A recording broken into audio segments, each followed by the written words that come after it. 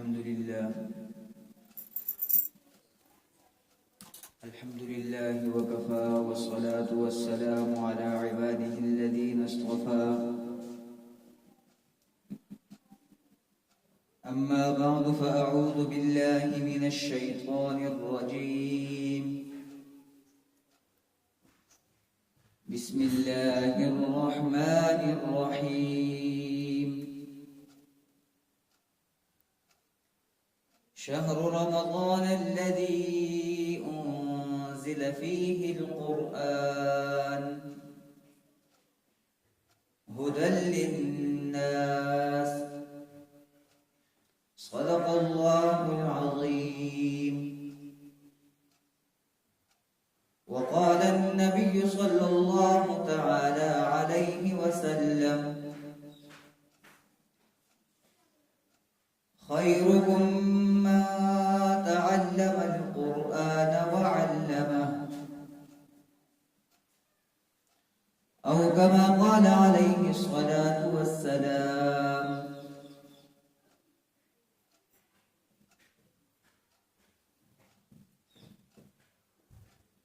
تمام جو بھی میری مائیں بہنیں اس مجلس میں آئی ہوئی ہیں ان سے گزارش کی جاتی ہے کہ ایک مرتبہ محبت کے ساتھ درود پاک پڑھ لیں. اللهم صل على محمد وعلى آل محمد كما صليت على إبراهيم وعلى آل إبراهيم إنك حميد مجيد.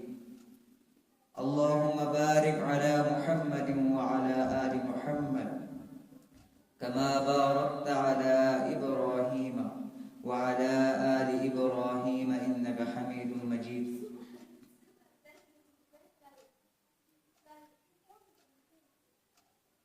جیسے کہ آپ سب کے علم میں ہے کہ رمضان المبارک کا مبارک مہینہ چل رہا ہے، بلکہ ابھی تو تقریباً یہ مہینہ ختم ہو چکا ہے. 1 سے 2-3 روزے رہ گئے ہیں. اس مبارک مہینے کی مبارک سعادتوں سے ہم محروم ہو رہے ہیں.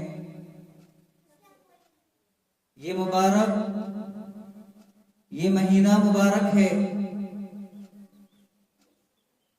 اس مہینے کا ایک ایک دن ایک ایک رات مبارک ہے. اس مہینے کا ایک ایک گھنٹہ ایک ایک منٹ ایک ایک سیکنڈ مبارک ہے، کیونکہ یہ تمام مہینوں میں سب سے افضل مہینہ ہے. اب چونکہ اس مبارک مہینے سے ہم محروم ہو رہے ہیں، 2 سے 3 روزے رہ گئے ہیں، اب ہم نے سوچنا ہے کہ آیا یہ مہینہ جب شروع ہوا تھا اس وقت سے لے کر اب تک ہم میں کیا تبدیلی آئی ہے. حدیث شریف میں آتا ہے، حدیث شریف کا مفہوم کچھ اس طرح ہے کہ نبی کریم صلی اللہ علیہ وسلم ایک دفعہ ممبر پر چڑھ رہے تھے. جب ایک سیڑھی پر پاؤں رکھا تو نبی کریم صلی اللہ علیہ وسلم نے فرمایا آمین. دوسری سیڑھی پر پاؤں رکھا پھر فرمایا آمین. تیسری سیڑھی پر پاؤں رکھا پھر فرمایا آمین. صحابہ کرام رضوان اللہ تعالی علیہم اجمعین نے عرض کیا یا رسول اللہ صلی اللہ علیہ وسلم کہ آپ نے آج 3 دفعہ آمین آمین آمین کہا، اس کی کیا وجہ ہے؟ نبی کریم صلی اللہ علیہ وسلم نے فرمایا کہ میرے پاس جبریل امین جو کہ فرشتہ ہے وہ آیا تھا اور اس نے بددعا دی، کہا ہلاک ہو وہ شخص کہ جو رمضان المبارک کا مہینہ پائے اور اپنی بخشش نہ کرائے. تو میں نے کہا آمین. پھر جبرائیل امین نے فرمایا ہلاک ہو وہ شخص جو اپنی والدین کو پائے اور ان کی خدمت نہ کرے. تو میں نے کہا آمین. پھر جبرائیل امین نے فرمایا ہلاک ہو وہ شخص جس کے سامنے نبی کریم صلی اللہ علیہ وسلم کا ذکر ہو جائے اور وہ آپ صلی اللہ علیہ وسلم پر درود نہ بھیجے۔ تو نبی کریم صلی اللہ علیہ وسلم فرماتے ہیں میں نے کہا آمین۔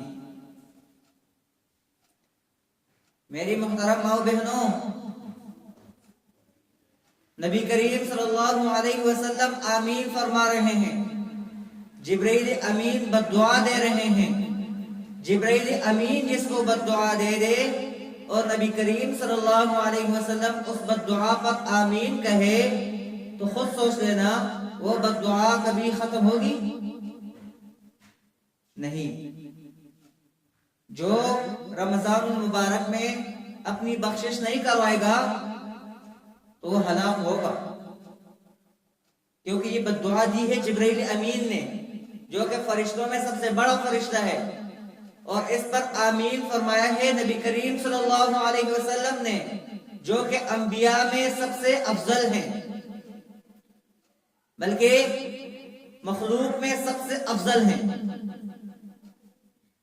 تو سب سے پہلے تو ہمیں چاہیے کہ یہ 2-3 دن جو رہ گئے ہیں رمضان المبارک کے، اس میں ہم اللہ تبارک و تعالیٰ سے اپنی بخشش کروائیں، نوافل کا زیادہ سے زیادہ اہتمام کریں، زیادہ سے زیادہ نوافل پڑھیں، تلاوت قرآن کا زیادہ سے زیادہ اہتمام کریں، زیادہ سے زیادہ تلاوت کریں، دعاؤں کا اہتمام کریں، سحری کے ٹائم پہ، افطاری کے ٹائم پہ، نمازوں کے بعد، چاش کے وقت، ہر ٹائم اللہ تبارک و تعالیٰ کے سامنے گڑگڑائیں۔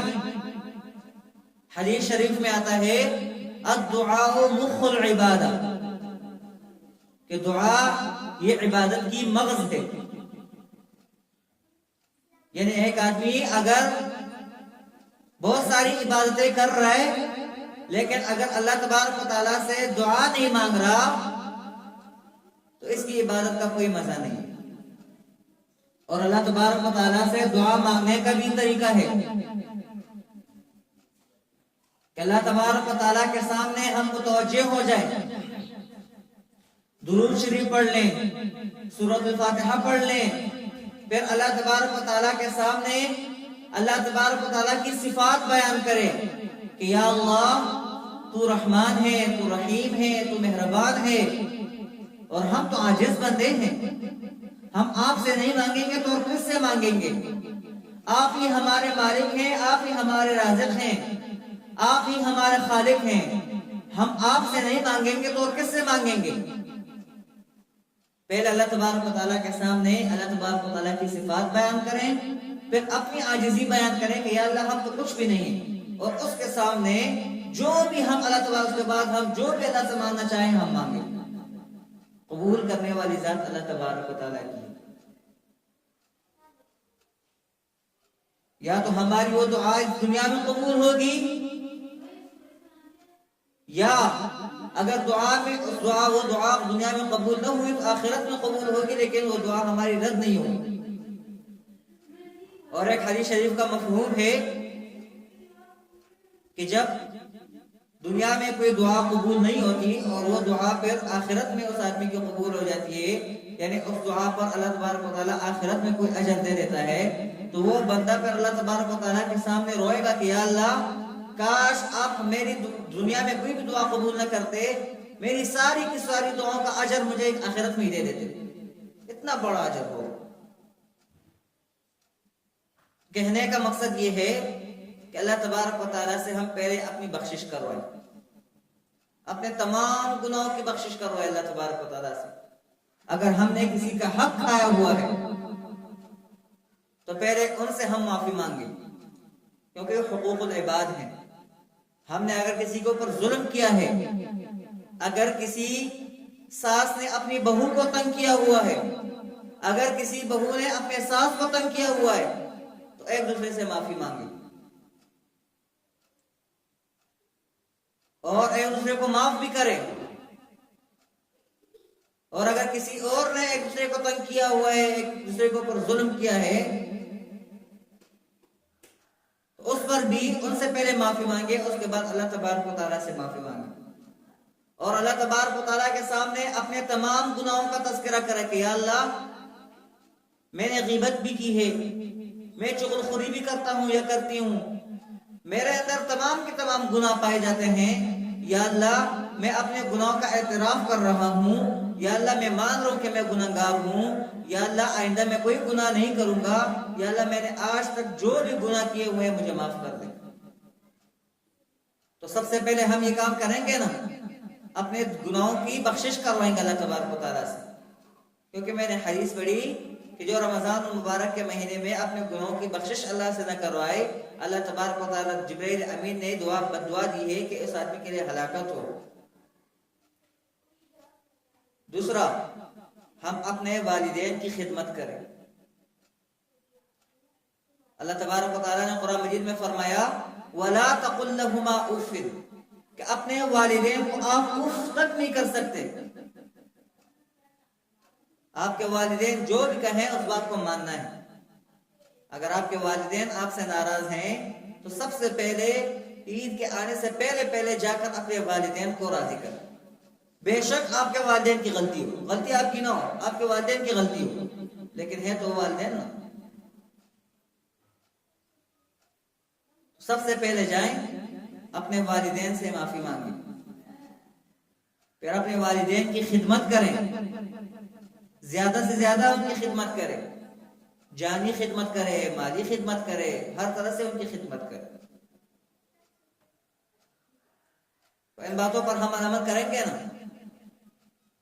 حدیث شریف میں تیسری چیز کیا تھی کہ یہ جبرائیل امین نے فرمایا کہ جس کے سامنے نبی کریم صلی اللہ علیہ وسلم کا تذکرہ ہو جائے اور وہ نبی کریم صلی اللہ علیہ وسلم پر درود شریف نہ پڑھے، اس پر بھی لعنت۔ تو یہ بات بھی یاد رکھنا، جب بھی آپ کے سامنے نبی کریم صلی اللہ علیہ وسلم کا تذکرہ ہو جائے تو مختصر سے الفاظ میں صلی اللہ علیہ وسلم پڑھ لیا کریں۔ جب بھی آپ کے سامنے نبی کریم صلی اللہ علیہ وسلم کا تذکرہ ہو جائے، کوئی نبی کریم صلی اللہ علیہ وسلم کا نام لے، آپ ساتھ میں بول دیا کریں صلی اللہ علیہ وسلم۔ ایک تو یہ بات ہوگی۔ دوسرا، رمضان المبارک میں حدیث شریف میں آتا ہے کہ فرائض، ایک فرض کا ثواب 70 فرائض کے برابر ہو جاتا ہے، اور نفل کا ثواب یہ فرض کے برابر ہو جاتا ہے۔ تو فرائض کا تو ہم نے اہتمام کرنا ہی ہے، کوئی فرض ہم نے نہیں چھوڑنا، کوئی فرض نماز ہم سے چوک نہ جائے، فرض روزہ ہم سے چھوٹ نہ جائے۔ آج کل آپ لوگوں نے دیکھا ہوگا رمضان المبارک کا مہینہ چل رہا ہے اور بہت سارے لوگوں کو دیکھا ہوگا کہ بغیر کسی عذر کے روزہ چھوڑ رہے، روزہ نہیں رکھ رہے۔ نماز کا وقت ہوتا ہے، نماز پڑھتے نہیں ہیں۔ بہت سارے لوگ ایسے بھی ہیں کہ جو روزہ تو رکھتے ہیں لیکن نماز نہیں پڑھتے۔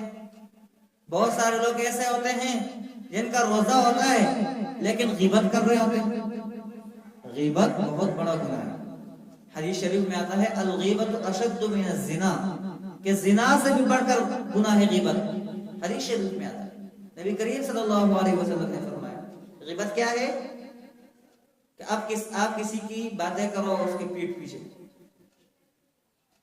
وہ باتیں اس میں ہوں گی، کوئی غلطی اس میں ہوگی، وہ بری بات اس میں ہوگی، لیکن اگر آپ اس کے پیٹ پیچھے وہ باتیں کرو گے تو یہ غیبت ہے۔ اور اس کے بارے میں فرمایا گیا ہے الغیبت اشد من الزنا۔ اور قرآن مجید میں اللہ تبارک و تعالیٰ نے غیبت کے بارے میں فرمایا وَلَا يَغْتَبْ بَعْضُكُمْ بَعْضًا أَيُحِبُّ أَحَدُكُمْ أَن يَأْكُلَ لَحْمَ أَخِيهِ مَيْتًا فَكَرِهْتُمْ، کہ غیبت اس طرح گناہ ہے کہ جس طرح کوئی اپنے مسلمان بھائی کا گوشت کھاتا ہو، اتنا بڑا گناہ ہے۔ حدیث شریف کا مفہوم ہے، ایک مرتبہ کچھ عورتیں نبی کریم صلی اللہ علیہ وسلم کے پاس آئی، نبی کریم صلی اللہ علیہ وسلم نے ان سے الٹیاں کرنے کا کہا، الٹیاں کرو۔ انہوں نے جب الٹیاں کی تو ان کی الٹیوں میں گوشت کے ٹکڑے تھے۔ نبی کریم صلی اللہ علیہ وسلم، وہ عورتیں حیران ہو گئی کہ ہم نے تو گوشت کھایا نہیں ہے، ہمارے ہماری الٹیوں میں گوشت کے ٹکڑے کیسے آ گئے؟ نبی کریم صلی اللہ علیہ وسلم نے فرمایا کہ تم نے غیبت کی، تو غیبت اتنا بڑا گناہ ہے۔ تو ہم نے کوشش کرنی ہے کہ غیبت سے اپنے آپ کو بچائیں، کبھی بھی کسی کی غیبت نہ کریں، اور غیبت کرنے والا اور غیبت سننے والا دونوں برابر ہیں۔ آج کل ہم نے اکثر دیکھا ہوگا، جب 2-3 عورتیں آپس میں بیٹھ جاتی ہیں تو غیبتیں شروع ہو جاتی ہیں، کبھی کس کی غیبت ہو رہی ہے، کبھی کس کی، اور یہ غیبت اس کا گناہ ہے کہ اس کو سننے میں مزہ بھی بہت زیادہ آتا ہے، اس وجہ سے کوئی اس کو گناہ بھی نہیں سمجھتا، حالانکہ گناہ کتنا بڑا ہے، الغیبت اشد من الزنا، زنا سے بڑا گناہ ہے۔ دوسرا، ہم اپنے آپ کو جھوٹ سے بچائیں۔ قرآن مجید میں آتا ہے، اللہ تبارک و تعالیٰ نے فرمایا الا لعنت اللہ علی الکاذبین، کہ جھوٹوں پر اللہ تبارک و تعالیٰ کی لعنت ہو۔ آج کل لوگ ہر بات میں جھوٹ بولنا لوگوں نے شروع کر دیا ہے، ہر بات میں جھوٹ ہے، اور اس کو بھی کوئی گناہ ہی نہیں سمجھتا کہ میں گناہ کر رہا ہوں۔ حالانکہ ایک حدیث شریف میں آتا ہے کہ منافق کی 3 نشانیاں ہیں، اور اس میں ایک نشانی یہ ہے کہ اذا حدث کذب، کہ جب کوئی آدمی بات کرے اور جھوٹ بولتا ہو تو سمجھ لینا کہ یہ منافق ہے۔ تو جھوٹ سے اپنے آپ کو بچانا ہے۔ اسی طرح چغلخوری سے اپنے آپ کو بچانا ہے۔ چغلخوری بہت بڑا گناہ ہے، کہ کسی عورت کے پاس گئے اور دوسری عورت کی جو ہے نا چغلیاں شروع کر دی، یہ بہت بڑا گناہ ہے۔ حدیث شریف میں آتا ہے لا يدخل الجنت قطات، چغلخور شخص کبھی بھی جنت میں نہیں جائے گا۔ تو چغلخوری سے اپنے آپ کو بچانا ہے۔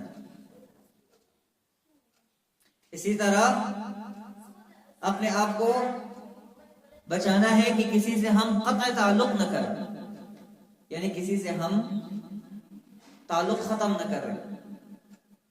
یہ بھی آج کل ایک گناہ ہے جو عام ہو چکا ہے، کہ بغیر کسی وجہ کے، ایک چھوٹی سی وجہ ہوگی اس کے بنا پر ہم نے ایک دوسرے سے تعلق ختم کر دیا، آنا جانا بند کر دیا، سلام دعا بالکل ختم کر دی ہم نے۔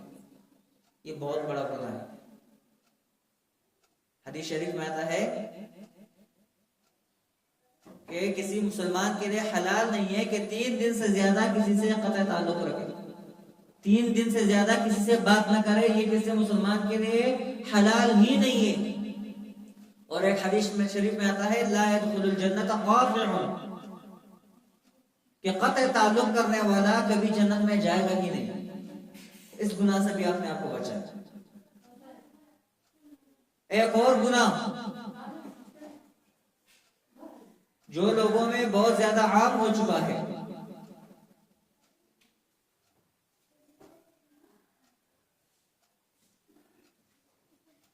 قطع تعلق تو ہم کرتے ہی ہیں، بغیر کسی بات کے ایک دوسرے سے ناراض تو ہوتے ہی۔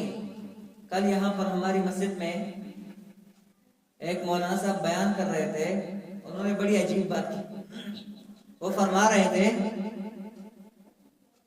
کہ آج کل بے پردگی اتنی عام ہو چکی ہے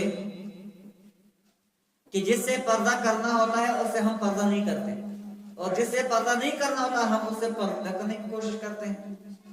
سر مثال کے طور پر اسلام میں چچازاد بھائیوں سے پردہ کرنا ہے، ان کے سامنے آپ بے پردگی میں نہیں آ سکتی، ان سے آپ ہاتھ نہیں ملا سکتی، چچازاد بھائی ہو یا ماموزاد بھائی ہو، خالازاد بھائی ہو، جتنے بھی کزن جن کو ہم کہتے ہیں، ان سے ہاتھ ملانا اسلام میں حرام ہے، حرام ہے۔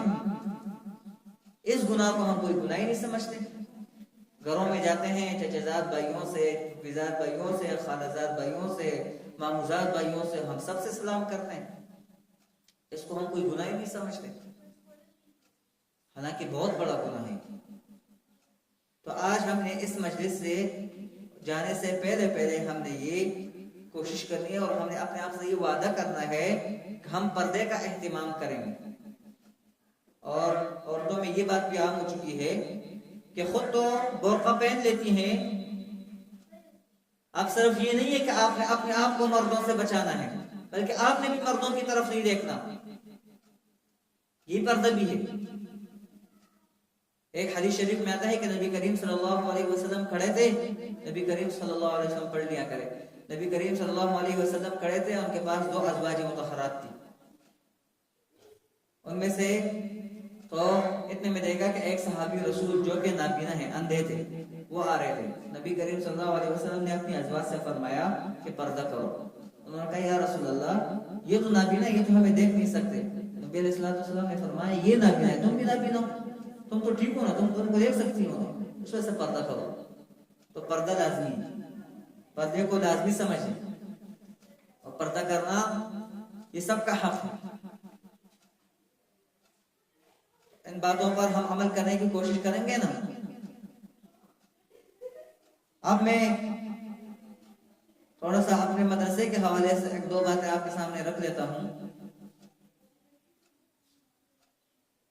قرآن مجید کا پڑھنا اور تلفظ کے ساتھ پڑھنا یہ لازمی ہے۔ ایک بچہ ہے یا بچی ہے یا عورت ہے یا کوئی بڑا ہے، وہ اگر قرآن مجید نہیں پڑھ رہا، اور دوسری طرف ایک ہے کہ جو قرآن مجید پڑھ تو رہا ہے لیکن بغیر تلفظ کے، تلفظ اس کا خراب ہے، غلط پڑھ رہا ہے، تو یہ جو نہیں پڑھ رہا یہ بہتر ہے، کیونکہ یہ جو پڑھ رہا ہے یہ غلط تلفظ کے ساتھ پڑھ رہا ہے، اور اس کی وجہ سے اس قرآن مجید کا، اس کے لفظ کا جو معنی ہے وہ بدل رہا ہے، ترجمہ بدل رہا ہے، تو اس پر گناہ مل رہا ہے اس کو، اور نہ پڑھنے والے کو تو گناہ نہیں مل رہا۔ اس طرح میں آپ کو ایک مثال دیتا ہوں۔ ایک شخص وہ تلاوت کرتا ہے قل هو اللہ احد، اور ایک تلاوت کرتا ہے قل هو اللہ احد۔ اب آپ کو پتہ چلا کہ اس میں کوئی فرق ہے؟ کوئی فرق نہیں ہے، آپ لوگوں کو پتہ ہی نہیں چلا کہ اس میں کوئی فرق ہے، لیکن اس میں فرق ہے، اور وہ فرق ہر کوئی نہیں سمجھ سکتا۔ وہ فرق وہی سمجھ سکتا ہے کہ جو صحیح قرآن مجید پڑھتا ہو، کیونکہ پہلے میں قل هو اللہ قاف موٹا ہے، اور دوسرے میں قل هو اللہ کاف باریک ہے۔ اب قل کا معنی ہے کہ کہہ دو کہ اللہ ایک ہے۔ ایک شخص پڑھ رہا ہے قل هو اللہ احد، کاف باریک پڑھ رہا ہے، اس کا معنی بن گیا کہ کھاؤ کہ اللہ ایک ہے۔ اب دیکھو ہم نے ایک چھوٹی سی غلطی کی، ایک لفظ کہا جس کو موٹا پڑھنا تھا، ہم نے اس کو باریک پڑھ لیا۔ غلطی تو بظاہر چھوٹی سی ہے، لیکن اس چھوٹی سی غلطی کی وجہ سے معنی کتنا بدل گیا۔ اس طرح قرآن مجید میں ہم چھوٹی سی غلطی کر رہے ہوتے ہیں اور اس سے معنی بدل جاتا ہے، اور کبھی کبھی وہ معنی کفر تک پہنچ جاتا ہے، یعنی وہ قرآن مجید کی وجہ سے ہم کفر تک پہنچ جاتے ہیں، کیونکہ وہ قرآن مجید ہم صحیح نہیں پڑھ رہے تو اس کا معنی بدل رہا ہوتا ہے۔ تو ہم نے کوشش کرنی ہے کہ قرآن مجید کو تلفظ کے ساتھ پڑھنے کی کوشش کرنی ہے۔ ہم نے اپنے بچیوں کو، اپنے بچوں کو ایسی جگہ بھیجنا ہے کہ جہاں پر ان کو صحیح تلفظ کے ساتھ قرآن مجید پڑھایا جاتا ہو، کیونکہ قرآن مجید یہ عام ڈگریوں کی طرح نہیں ہے کہ اگر آپ کے پاس ڈگری ہوگی تو کہا جائے گا کہ یہ بس ٹھیک ہے۔ نہیں، قرآن مجید کا تعلق ڈگری کے ساتھ نہیں ہے، قرآن مجید کا تعلق صحیح پڑھنے کے ساتھ ہے۔ ہمارے پاس، ہمارے اس مدرسے میں بہت ساری عورتیں آتی ہیں، بچیاں آتی ہیں، اور وہ کہتے ہیں کہ ہم نے قرآن مجید ختم کیا ہے، تو ہم جب ان سے سنتے ہیں تو غلط پڑھ رہے ہوتے ہیں۔ وہ کہتے ہیں ہم نے اتنے پارے پڑھ لیے، ہم جب ان سے سنتے ہیں غلط پڑھ رہے ہوتے ہیں، پھر ہم ان کو قاعدے سے شروع کرواتے ہیں۔ ہمارا یہ مدرسے کا اصول ہے کہ جو بھی بچی یہاں پر آئے گی تو قاعدے سے شروع ہوگا، قاعدہ پڑھے گی، اس کے بعد جا کر آگے جو ہے نا قرآن مجید شروع کرے گی۔ یہ ہمارا اصول ہے، کیونکہ قاعدہ ٹھیک ہوگا، درست ہوگا تو آگے وہ آسانی سے پڑھ سکیں گے۔ اب بہت ساری عورتیں، بہت ساری بچیاں ہمارے پاس سے اس وجہ سے واپس چلی جاتی ہیں کہ وہ کہتے ہیں ہم نے قرآن مجید ختم کیا ہے، ہم دوبارہ کیوں پڑھیں؟ ہم نے تو قاعدہ پڑھا ہے، ہم دوبارہ کیوں پڑھیں؟ تو جب ہم ان سے سنتے ہیں پھر غلط پڑھ رہے ہوتے ہیں۔ تو میں نے بتایا کہ قرآن مجید کا تعلق ڈگری کے ساتھ نہیں ہے۔ اگر آپ نے قرآن مجید مکمل بھی کیا ہے پھر بھی آپ کے الفاظ درست نہیں ہیں تو آپ پہلے قاعدہ پڑھیں تاکہ آپ کا قاعدہ درست ہو جائے، ایک ایک حرف آپ کا درست ہو جائے۔ ہم یہاں پر ایک ایک حرف میں، یہاں پر بچیاں بیٹھی ہیں، ہمارے مدرسے کی طالبات بیٹھی ہیں، ان سے آپ پوچھ لینا ایک ایک دو دو حرفوں میں ہم 3-4 دن لگاتے ہیں، کیونکہ یہ حفظ ٹھیک کرنا کوئی آسان کام نہیں ہے، اتنا ٹائم لگ جاتا ہے. تو آپ نے پہلے اپنا قاعدہ درست کرنا ہے، اس کے بعد آپ نے قرآن مجید صحیح کرنا ہے. اور جب تک آپ کا قاعدہ ٹھیک نہیں ہوگا تو قرآن مجید صحیح کرنا مشکل ہو جائے گا آپ کے لیے.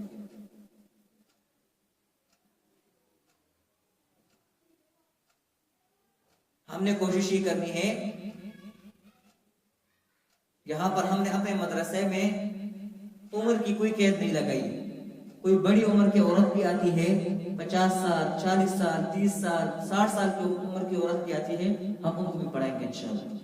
ہم نے عمر کی کوئی قید نہیں لگائی ہے، کیونکہ قرآن مجید کا تعلق عمر کے ساتھ نہیں ہے. یہ دین ہے، اس میں ہمیں شرمانا بھی نہیں ہے، شرم کی کوئی بات ہی نہیں. ہم لاہور میں پڑھتے تھے تو وہاں پر ہمارے پاس کلاس میں ہم تقریباً 800 کی تعداد تھی، 800.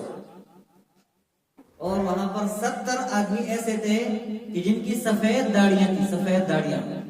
اور وہ تھے کیا پتہ ہے؟ ریٹائرڈ ڈاکٹر، ریٹائرڈ انجینئر تھے، اور بڑے بڑے عہدوں سے وہ ریٹائرڈ تھے. ریٹائرمنٹ کے بعد وہ ہمارے پاس وہاں پر مدرسے میں آتے تھے، وہاں پر وہ قرآن اور حدیث سیکھتے تھے، اور وہ خوش ہوتے تھے. وہ کہتے ہیں یہاں پر ہمیں سکون مل رہا ہے. کچھ سفید داڑیوں والے بڑی عمر کے لوگ ایسے بھی تھے کہ 70 سال ان کی عمر تھی، اور وہ کہتے تھے کہ ہم 5 منٹ کے بعد جو ہم سنتے ہیں 5 منٹ کے بعد بھول جاتے ہیں، لیکن پھر بھی وہ وہاں پر بیٹھے ہوتے تھے، جاتے نہیں تھے. کہتے ہم سنیں گے، بے شک ہم سے ہمارا ذہن سے باتیں نکل جائے، لیکن کہتے تھے یہاں پر قرآن اور حدیث سننے میں سکون ہے. تو اب یہاں پر اگر کوئی بڑی عمر کی عورت ہے اور وہ بھی اگر قرآن مجید صحیح کرنا چاہتی ہیں تو دین میں کوئی شرم نہیں. لیکن جیسے میں نے بتایا کہ قاعدہ پہلے لازمی ہے، قاعدہ لازمی ہے. پہلے قاعدہ صحیح کرو گے اس کے بعد آگے جاؤ گے. یہاں پر ہمارے پاس قاعدہ بھی ہے، ناظرہ بھی ہے، ترجمہ بھی ہے. اور میں آپ کو ایک اور بات بتاؤں، میں آپ کو یہ نہیں کہتا کہ آپ کے بچے جہاں پڑھتے ہیں وہاں پر ان کو صحیح نہیں پڑھایا جاتا. میں یہ نہیں کہوں، صحیح پڑھایا جا رہا ہوگا.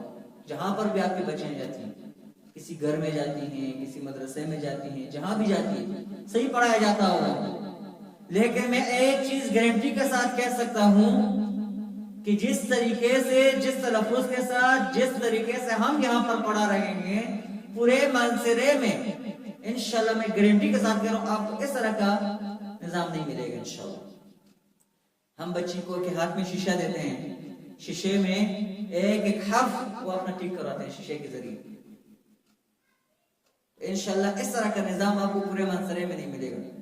کچھ دن پہلے ہمارے پاس یہاں پر اس منصرے کے بہت بڑے عالم آئے تھے.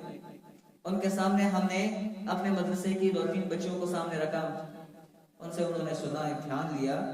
تو وہ بہت بڑے عالم تھے، وہ ٹریول کرتے رہتے ہیں، کبھی پورے KPK میں، پورے پاکستان میں گھوم رہے ہوتے ہیں، ان کے بیانات ہوتے. اور وہ حیران ہو گئے. انہوں نے کہا کہ پورے KPK میں نے اس طرح کا نظام کبھی نہیں دیکھا، جس تلفظ کے ساتھ، جس محنت کے ساتھ آپ لوگ پڑھا رہے ہیں. انہوں نے کہا میں نے نہیں دیکھا. تو الحمدللہ. اور میں ایک اور بات بھی بتا رہا ہوں کہ ہم نے جب یہ مدرسہ شروع کیا، ہم نے آپس میں یہ مشورہ کیا تھا کہ ہم یہاں پر رش بنانا نہیں چاہتے کہ ہمارے پاس بہت سارے بچے آ جائیں، 100-150 بچے ہوں، بچیاں ہوں. ہم یہاں رش نہیں بنانا چاہتے. ہمارے پاس اگر 2 بچیاں بھی ایسی ہوں کہ جو صحیح پڑھنے والی ہوں، صرف 2 بچیاں ہوں اور صحیح پڑھنے والی ہوں، ہم ان پر بھی خوش ہوں. کہ جو اصولوں کے پابند ہوں، محنت کرنے والی بچیاں ہوں، وہ 2 بھی ہوں، بس کافی ہے ہمارے لیے. رش کی ضرورت ہی نہیں.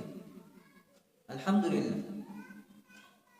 کیونکہ رش کی ضرورت ہی نہیں ہے، کم ہو، صحیح پڑھنے والی ہو بس. تو میں آپ کو دوبارہ بتا رہا ہوں کہ آپ کی بچیاں جہاں بھی پڑھ رہی ہیں، اگر آپ کو لگتا ہے صحیح پڑھ رہی ہیں تو صحیح. ہاں، ہم آپ کو یہ نہیں کہیں گے کہ کسی جگہ سے اپنے بچوں کو نکلوائیں اور یہاں ہمارے پاس لے کر آئیں، لیکن ہاں ہمارا نظام بھی چیک کر لیں انشاءاللہ. آپ کو میں نے بتایا پورے مانسرے میں اس طرح کی پڑھائی کبھی نہیں ملے گی. اور اگر ہمارے اس نظام سے آپ متاثر ہو گئے، آپ کو لگا کہ واقعی میں یہاں کی پڑھائی بہت اچھی ہے، تو پھر آپ کا یہ حق بنے گا کہ آپ اوروں کو بھی بتائیں کہ یہاں پر آ جائیں، یہاں پر پڑھائی کا نظام بہت اچھا ہے. تو یہاں پر ایک تو میں نے آپ کو بتایا ہمارے پاس ناظرہ ہے، قاعدہ ہے اور ترجمہ ہے. اس کے علاوہ عید الفطر کے 4-5 دنوں کے بعد انشاءاللہ ہم یہاں پر بچیوں کے لیے عالمات کا کورس بھی ہم نے شروع کیا ہوا ہے، جو کہ ہمارے اس پورے محلے میں فرسٹ ٹائم ہم شروع کر رہے ہیں. یہاں پر اس طرح نظام نہیں ہے ہمارے اس محلے میں، محلے کے باہر ہیں، محلے میں نہیں ہے. ہم کا فرسٹ ٹائم شروع کر رہے ہیں. پہلے درجے میں انشاءاللہ ہم داخلہ کروائیں گے. اس میں یہ 7 سالہ کورس ہوتا ہے، 7 سال 7 ایئرس کورس ہوتا ہے، جس میں 7 سال کے بعد ان کو ڈگری مل جاتی ہے ڈبل ایم اے کی، M A Arabic and M A Islamic کی ڈگری ان کو مل جاتی ہے. تو والدین کے لیے ان کی بچیوں کی جو تعلیم کام آتی ہے وہ دینی تعلیم ہے، وہ صرف دینی تعلیم ہے. ہمارے یہاں محلے میں ایک آدمی ہے، ان کی میرے خیال سے 4-5 بچیاں ہیں. اس میں سے ایک بچی رہ گئی ہے، باقی سب کی شادیاں ہو گئی ہیں. اور تمام کے تمام بچیاں انہوں نے گریجویٹ تھے. کسی نے بی ایس کس سبجیکٹ میں کیا تھا، کسی نے کس سبجیکٹ میں کیا تھا، کسی نے کیا ڈپلوما کیا تھا، ڈپلوما کیے ہوئے تھے سب نے. تو وہ آدمی مجھے اس کی ایک بچی بھی رہ گئی. تو وہ مجھے بتا رہا تھا کہ میں نے اپنی بچیوں کو اتنی تعلیم دلوائی ہے اور اتنا خرچہ میں نے کیا ہے، لیکن وہ کہہ رہے کہ وہ تعلیم فضول ہے.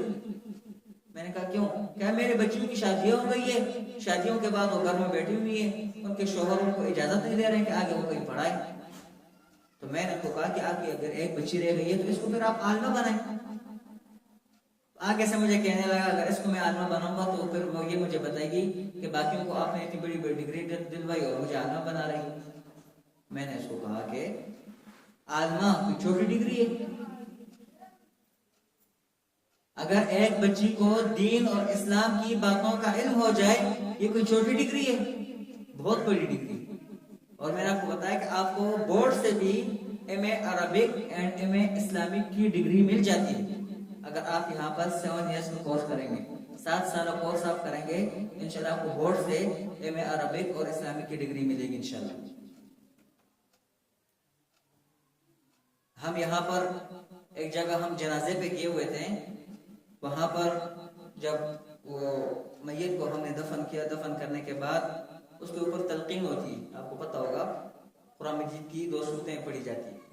تو وہ تلقین کرنے والا وہ جو فوت ہو گیا تھا اس کا بچہ تھا، وہ قرآن مجید پڑھ رہا تھا. اور آپ یقین کریں پڑھتے پڑھتے اس کے آنکھوں سے آنسو نکل رہے تھے. رو رو کے وہ تلقین کر رہا تھا. ہم نے پھر سوچا دیکھو یہ جو آدمی ہے اس کے بڑے بڑے بنگلے بھی ہیں، اس کے پاس گاڑیاں بھی تھی، اس کے پاس بہت سارے پیسے ہوں گے، لیکن ابھی قبر میں لیٹ کر یہ ابھی سوچ رہا ہوگا کہ وہ بنگلے ہیں، وہ گاڑیاں، وہ پیسے، وہ سارا کچھ فضول ہے. یہ جو میرا بچہ میرے اوپر قرآن مجید کی تلاوت کر رہا ہے سب سے بہترین میرے لیے یہی. تو ہمیں بھی چاہیے کہ ہم اپنی بچیوں کو قرآن مجید کی تعلیم دلوائیں، حدیث ان کو پڑھائیں، ان کو عالمات بنائیں. یہ ہمیں چاہیے. اور جیسے کہ میں نے بتایا کہ والدین کے لیے ان کی بچیوں کی جو تعلیم کام آئے گی، خصوصاً بچیوں کی. بچے تو چلو بچے بعد میں کوئی کاروبار شروع کر لیں گے یا کوئی جو ہے نا ان کی جاب لگ جائے گی، وہ پیسے کما کے آپ کو دیں گے، لیکن بچیاں تو دوسرے کے گھروں میں چلی جائیں گی. دوسرے کے گھروں میں جا کر پتہ وہ بھی وہاں پر ان کو جاب الاؤ کرتے بھی ہیں یا نہیں کرتے سسرال والے. اور اگر جاب الاؤ کرتے بھی ہیں تو پیسے کمائیں گی اپنے سسرال میں دیں گی. آپ کو تو کوئی فائدہ نہیں ہوگا. آپ کو اپنی بچیوں سے کون سی تعلیم سے فائدہ ہوگا؟ دینی تعلیم سے. اگر آپ بچیوں کو دینی تعلیم دیں گے، آپ کی بچیاں جا کر وہ اوروں کو دینی تعلیم دیں گی، وہ اپنے بچوں کی صحیح تربیت کریں گی، تو ایسے آپ کو بھی فائدہ ہوگا. اس پر ہم نے کوشش کرنی. دوسرا ہے کہ ہمارے پاس یہ جو ابھی ہم جہاں پر آپ لوگ بیٹھی ہوئی ہیں یہ جگہ ہمارے پاس بہت تنگ ہے. اس وجہ سے ہم نے اسی گلی نمبر 4 کے آخر میں شاید آپ لوگوں نے دیکھا ہوگا ہم نے وہاں پر مدرسے کی بنیاد رکھی ہے ایک پلاٹ میں. وہاں پر ایک پوسٹر بھی لگائے، وہاں پر ہم باقاعدہ مدرسے کے لیے الگ جگہ بنا رہے ہیں، کیونکہ ہمارے پاس یہاں جگہ کم پڑ رہی ہے. ہم یہاں پر 3-4 درجات جب ہم یہاں پر ہمارے پاس ہو جائیں گی تو پھر جگہ کم ہوگی، پھر ہم نے ظاہر ہے کہیں اور جانا ہوگا. تو اس وجہ سے ہم نے وہاں پر کام شروع کیا ہوا. تو یہ پاکستان میں جتنے بھی مدرسے بنتے ہیں، جتنے بھی مسجدیں بنتی ہیں، یہ لوگوں کے تعاون سے بنتے ہیں، اور ہر آدمی، ہر عورت، ہر مرد اس میں بڑھ چڑھ کر حصہ لیتے ہیں، اور ہر کوئی چاہتا ہے کہ میرا پیسہ اس میں لگ جائے. اب عورتیں کہیں گی کہ ہمارے پاس تو پیسے ہیں نہیں، آپ کے پاس زیورات تو ہیں نا. یہاں پر کلندر آباد میں ایک مدرسہ بن رہا تھا، وہ ہمارے دوست ہے، وہ مجھے کہہ رہے تھے کہ ہم نے اعلان کیا کہ ہم یہاں پر مدرسہ بنا رہے ہیں، ہمارے ساتھ تعاون کر رہے ہیں. کہ ہم نے صبح یہ اعلان کیا اور رات تک ہمارے پاس عورتیں اپنے زیورات لے کر آ گئے، مرد پیسے لے کر آ گئے، عورتیں اپنے زیورات لے کر آ گئے، اور اتنے پیسے ہمارے پاس آ گئے کہ ہم نے دوبارہ ہمیں اعلان کرنے کی ضرورت نہیں پڑی، اور ہم نے وہاں پر مدرسہ بنا دیا. ابھی وہاں پر وہ مدرسہ ہے، چل رہا ہے، میں نے خود بھی دیکھا ہے. آپ سب سے گزارش کی جاتی ہے کہ اس مدرسے میں، کیونکہ وہ وہاں پر مدرسہ بنے گا، وہاں پر لوگ دینی تعلیم حاصل کریں گے، بچیاں دینی تعلیم حاصل کریں گی، قرآن و حدیث کا درس ہوگا وہاں پر. قیامت تک جو بھی اس میں تعاون کرے گا ان کو بھی ثواب ملتا رہے گا. حدیث شریف میں آتا ہے کہ 3 اعمال کبھی بھی ختم نہیں ہوتے، اور تمام کے تمام اعمال ختم ہو جاتے ہیں، لیکن 3 اعمال ایسے ہیں کہ جو کبھی بھی ختم نہیں ہوتے. ایک صدقہ جاریہ. اگر آپ صدقہ جاریہ دو، کہیں پر پیسے لگاؤ گے، وہ صدقہ جاریہ کے طور پر ہوگا.